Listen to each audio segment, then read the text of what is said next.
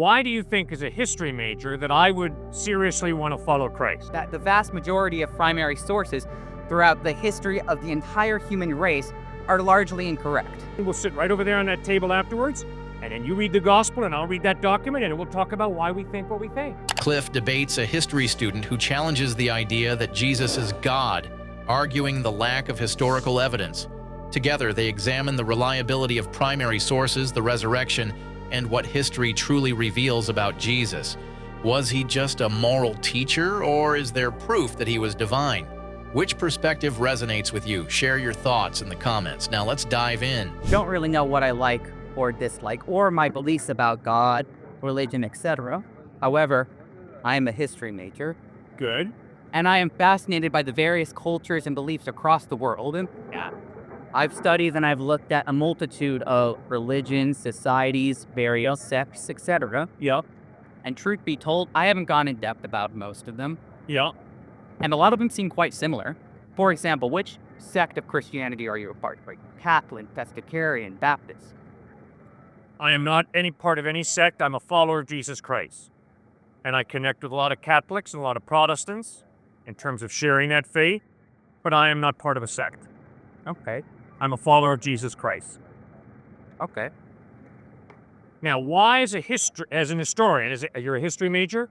Why do you think, as a history major, that I would seriously want to follow Christ based on the history of Christ? Why would you think that?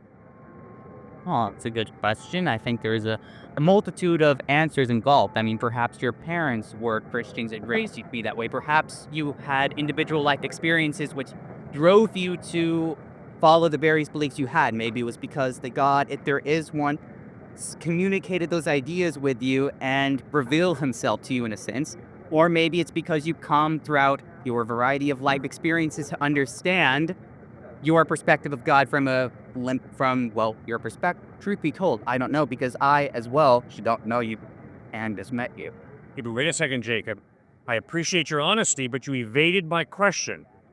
My question was not, what experience do you think I've had that has motivated me to believe in Jesus? My question was, you're a history major, so what do you think is the historical evidence for Christ? Why would I, as someone who's concerned about history, follow Christ?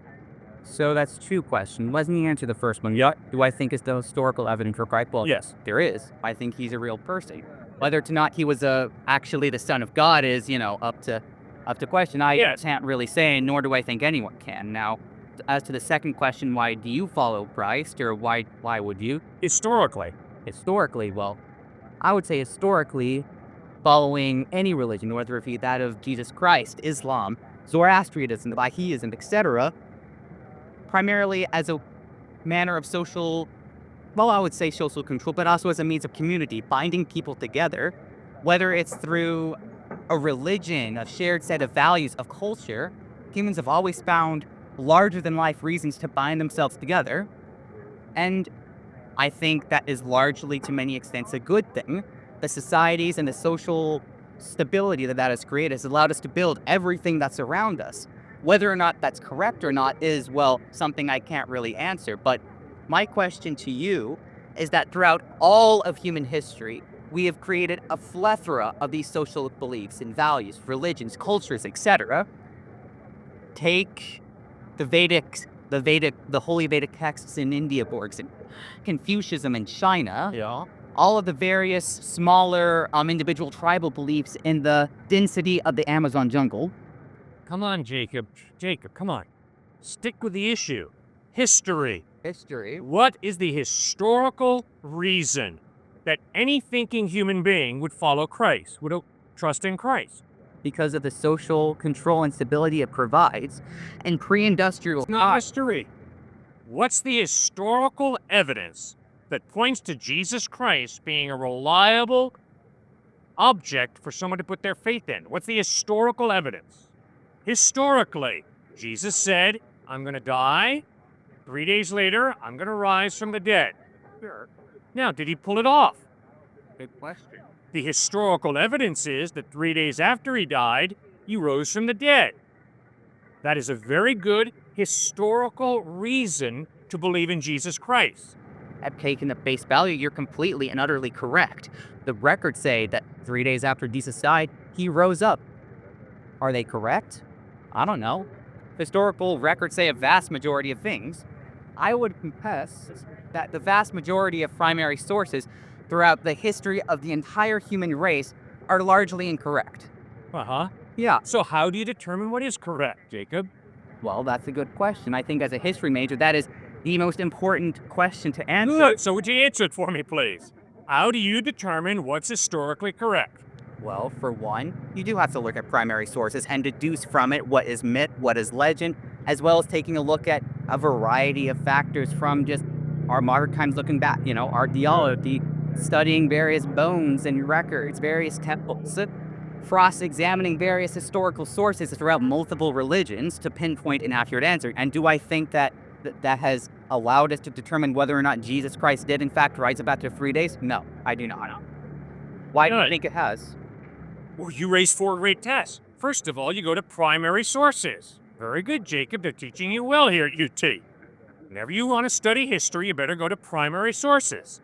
So you better go to the eyewitness accounts, and we've got them. Matthew, Mark, Luke, John, Peter, James.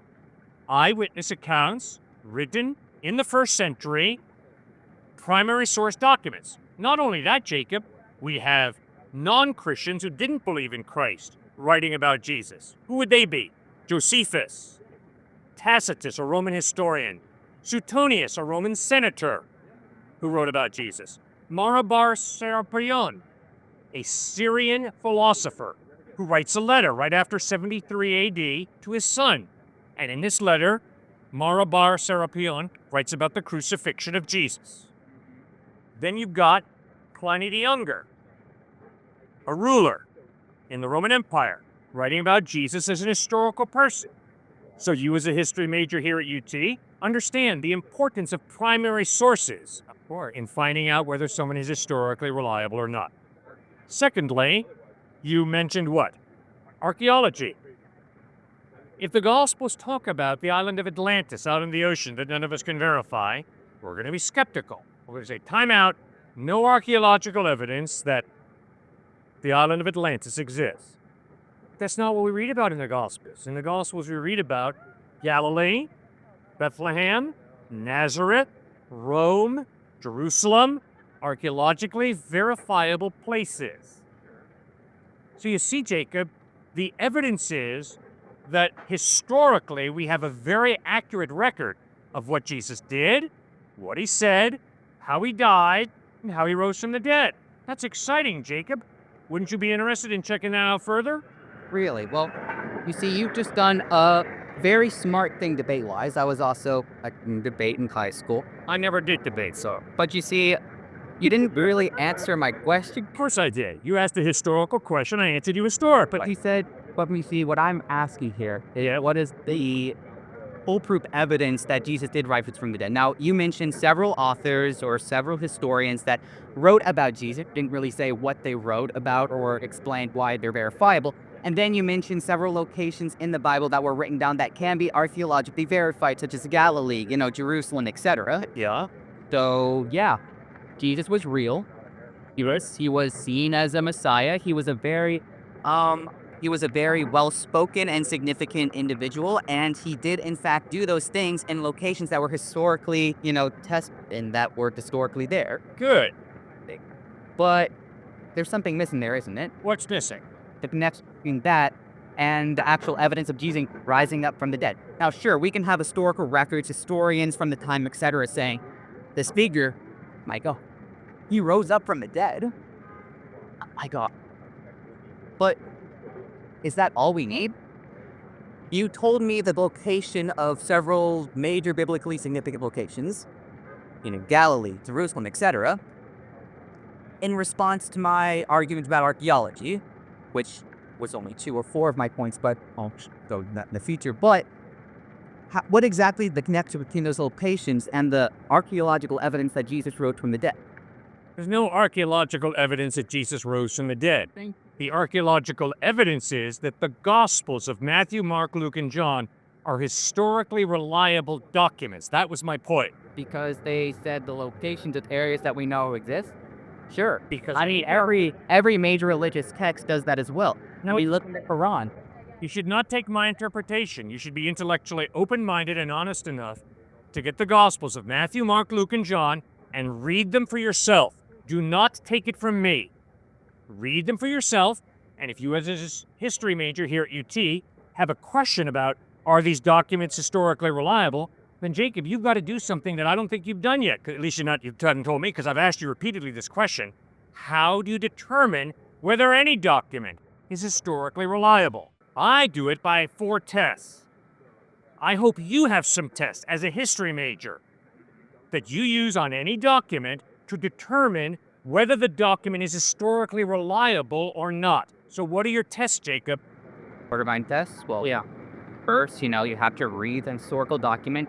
You have to cross-examine it with other various historical documents written around the same time, look at it from the modern evidence that can be deduced from it today, as I was talking about before, archaeology, etc. And of course, no one individual to deduce whether or not a major historical text is accurate on their own. In fact, I don't think we've been able to do that with the vast majority of historical texts, but I think the closest we can do is look at the various other experts in these fields, cross-examine, and come up with the best solutions. Simply put, I think it is naive at the very least to say from a certainty that this document, that this source is correct. Like you said to us that you don't take my word that the gospel and whatnot is correct, learn about it yourselves. And I think that is a very good way of looking at things. And I compel everyone who is listening to this to do this as well. Look at the gospel, buy them, and read them. But don't go to the gospel, look at it with a variety of sources, a variety of different perspectives. Buy the Quran, look at the Holy Vedas, look at the great manner of religious historical texts to come up with your own opinions. And once you read it, then vote. So what is your conclusion? After reading the Gospels, what have you concluded about Jesus Christ? I haven't read the gospel, so why not? Well, due to be cold, it's not really the area of scripture that I'm particularly interested in, and I do find the writings rather dull. Truth be told, I would much rather read the Holy Vedas or the works of Confucius, but Why? well, because they're in areas I find a lot more interesting, a lot more philosophically round and interesting in my point of view. It's not really a matter of morality or whatnot. Just haven't really gotten to it. Come on, Jacob, you and I are both going to die one day.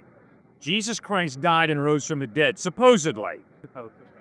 So don't you think you owe it to yourself as a thinking history major here at UT to study the Gospels and ask yourself, does the historical evidence point to Christ rising or does it not? Sure. What's more important than that, Jacob? Well, I'd say it's just about as important as reading every other major religious text. Have you read the Quran? Yes, I've read the Quran. Read the Holy Vedas? Yes, I've read some of the Vedas. Right. Yes, I've read the teachings of every single various religious No, I've texts? not read every single religious text. Okay. So don't you feel that you owe it to yourself to study the various in-depth oral histories of the various tribal religions of the deep Amazon? Maybe that's just as spiritually valuable to you as reading the Holy Gospel. Good. And I can promise you, Jacob, if you've read the writings that are found in the deep Amazon jungle down in South America, and if you say, Cliffe, this is true, I'm going to ask, please tell me, Jacob, why have you concluded that those writings from the Amazon jungle in South America speak the truth? The same way I hope you'd ask me, Cliffe, why have you thought that the evidence of the Gospels points to Jesus Christ being the truth? That's to be open-minded, right? Sure. Okay, so once again, why have you chosen not to read the Gospels carefully in light of the fact that you are at a university in a nation where the Judeo-Christian ethic has been the overriding ethic? Because I chose to prioritize studying and reading other religious texts, simply due out of personal interest. But how about this? What's your name? Cliffe. I'll make a deal with you, Cliffe. Yep. I'll read the gospel. Yep. If you, in turn, Yep. spend some time and effort going to the deepest, darkest corners of, well, just historical records in general, of moral cascades, and deeply in-depth studying the moral traditions of the various Amazonian people. You gotta be kidding me. You just asked me, come on, Cliffe, let's make a deal. You're gonna read the Gospels and you want me to go to the Amazon jungle in South America and check out those... No. Okay, what do you want me to read? I want you to read the various online or in paper accounts of these moral texts of record. Which one? Good question. You're the one who put it forward. I like to pick and choose. Which one do you like that you want me to read? Freak be told, I don't think either of us have read the various oral texts of the Amazon. I specifically chose that example due to the obscurity of them in mind, but the point of that is that there isn't anything inherently more or less legitimate about those various Amazonian sources. I don't know much about the gospel, as I'm sure you might have deduced it, at least about the specific natures of it. Yeah. You've given me a title, and All a right. pretty good title. Where on earth are you coming from in here when you play some of the type of intellectual games you've been playing with me? You've challenged me, which is legit, to study these different religions from the Amazon. Fair enough, good. But when I ask you, which one do you want me to study, and you say, well, to tell you the truth, I don't know, and I really haven't studied them myself, what on earth are you doing to me? You're just jerking me around, man. What I'm trying to do is simply what you're trying to do to me, get you to explore various cultures and ideas that you may not have been exposed to. If no one goes, That's not what I've done. I've asked you to read the Gospels of Matthew, Mark, Luke, and John with an open mind, and to ask yourself, does the historical evidence of the way Jesus lived, taught, died, and rose from the dead point to him being a quack? If it does, reject him. Or does it point to him being so reliable that it would be most wise for you to put your faith in him? That's what I've asked you to do. So, Cliff, if I come back the other day with a title of a various ethnic group in the Amazon with their various That you've read it or seem impressed with. yes, and tell you to read it, Yeah. would you in turn spend a large amount of time studying and reading them? If I in turn spend a lot of time studying and reading the gospel? Sure. Absolutely. Well, great. I can promise you when Muslims confront me with how Muhammad is reliable, I read the Quran. I don't read the Bible to find out about Muhammad. I read the Quran. And when a Buddhist challenges me, I don't read the Bible. I read the teachings of Siddhartha Gautama Buddha. And when a Hindu challenges me, I don't read the Bible. I read the Vedas and Upanishads. And I find out about Krishna and learn about karma and reincarnation. That's what it means to respect someone, to take what they say seriously. And so, yes, sir, if you come back here this week, I'll be here every day this week, Jacob. Would hope you could come back.